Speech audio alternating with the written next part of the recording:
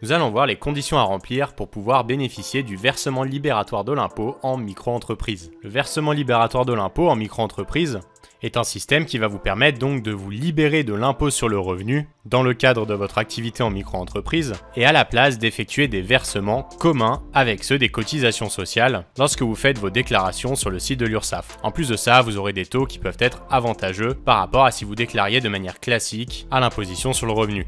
C'est noté juste ici sur le site des impôts que le taux du versement libératoire est de 1% pour les entreprises de vente ou de fourniture de logement, 1,7% pour les entreprises réalisant des prestations de services et 2,2% pour les titulaires de bénéfices non commerciaux. Pour rappel, les tranches d'imposition dans l'impôt sur le revenu, ça ressemble plutôt à ça. Donc globalement, il faut faire le calcul, mais si avec votre activité de micro-entreprise, vous gagnez plus de 11 000 € et donc que vous commencez à être imposable dans la tranche numéro 2 à 11%, ça commence à être intéressant de pouvoir avoir le versement libératoire de l'impôt et de payer un taux qui est drastiquement inférieur aux alentours de 1 à 2% en fonction du type de votre activité. Si vous souhaitez savoir exactement si c'est intéressant ou pas de prendre le versement libératoire dans votre situation, j'ai fait une vidéo dédiée, je vous la mets en description. Maintenant, comment savoir si vous êtes éligible au versement libératoire? Et bien pareil, sur le site de l'impôt, c'est écrit juste ici, les conditions pour bénéficier de ce régime. Il y en a 3. La première condition, c'est que le versement libératoire est réservé aux micro-entrepreneurs dont le régime fiscal de référence du foyer fiscal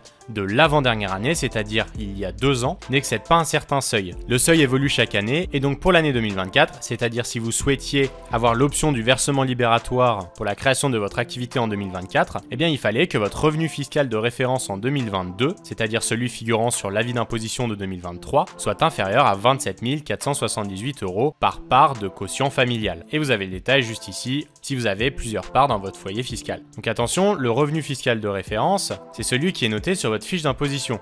Juste ici, vous voyez revenu fiscal de référence, RFR. Dans cette feuille d'imposition exemple, il est de 23 793 €.